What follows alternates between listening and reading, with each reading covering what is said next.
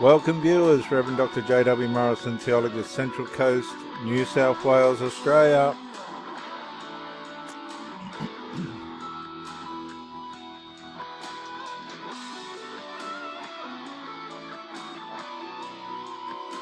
You people really know everything, don't you? Job said in chapter 12 to his oppressors. You people really think you know everything, don't you? When you die, you think wisdom will die with you? I'm afraid not. I'm afraid not. Let's go see what's happened to the serial killer nurse. What an innocent face.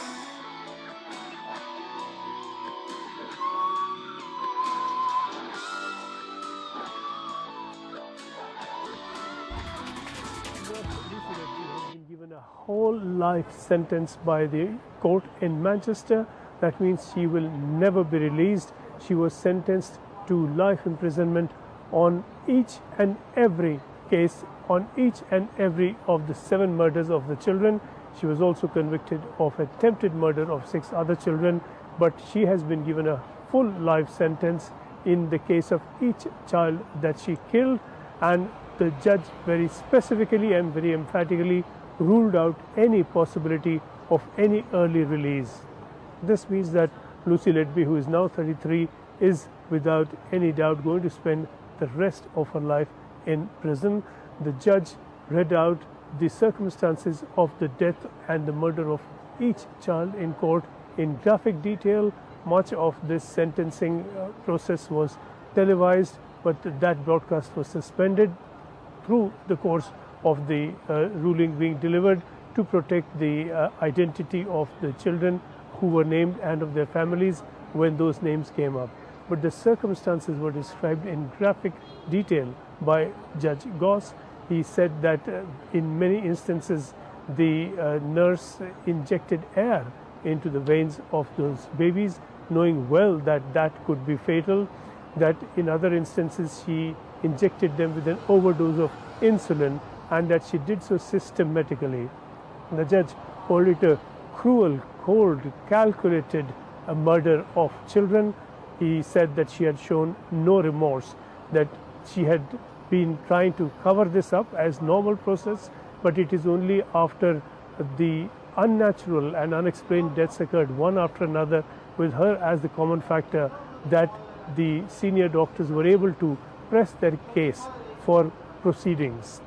This now brings one of the most serious cases of serial killer crime in Britain to a close.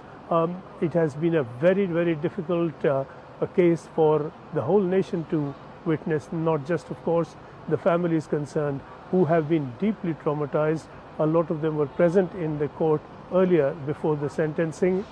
They told the court about what they had gone through.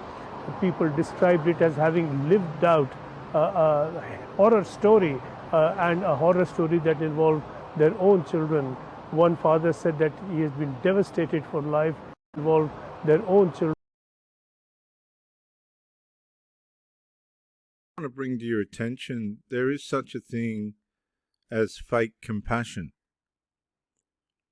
And this is becoming prevalent as well within our communities. It's fake compassion. And you'll notice this, I saw this a couple of times with people that are helping disabled people. There's an element of compassion, but it's driven by financial reward. It's not charitable. It's driven by financial payment.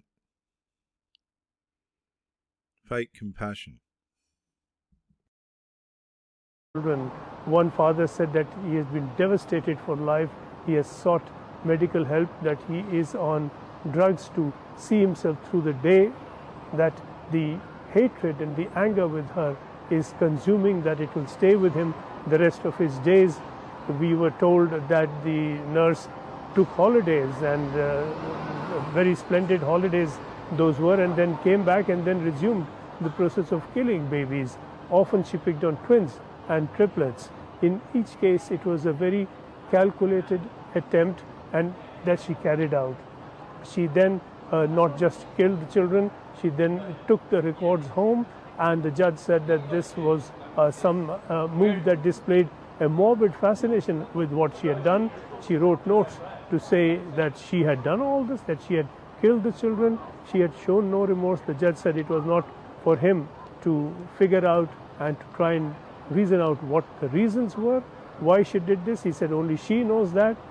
The judge addressed her as though she was present in the court, though she was not present in the court, and there was an outcry over this because under law she had the option to not be present, and she took that option when a lot of others demanded that she should be there to confront the victims on her last day in public life before spending the rest of her days in incarceration.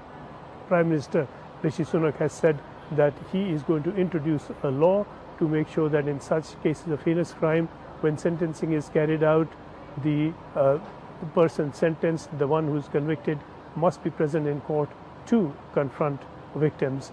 All that is now legal and legal issue for the government to bring in for the future.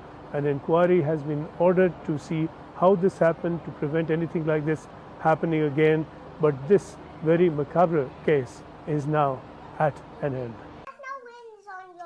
Oh, yeah, you tell her, Aurora. There's some wings on mine, though. Look at that. I'll do that now. Yeah. I'll do that now. We want to get some yellow like the bee. Yeah. Inside. Inside, yeah. And then we can do some. Oh. Uh-oh. Now I have to paint the one. That's very good. I think the first thing is to extend my sympathies to everyone affected by this. I think, like everyone, reading about this is just shocking and harrowing. Now, I think it's cowardly that people who commit such horrendous crimes do not face their victims and hear firsthand the impact that their crimes have had on them and their families and loved ones. Now, we are looking and have been at changing the law to make sure that that happens, and that's something that we'll bring forward in due course. Well, we're setting up an inquiry that will look into everything that happened in this case, and it's important that that inquiry, first and foremost, gets the answers that families need, ensures that we can learn the lessons from what happened, is conducted transparently, and happens as quickly as possible. So that's the inquiry that we'll set up, and to make sure that we deliver on those objectives.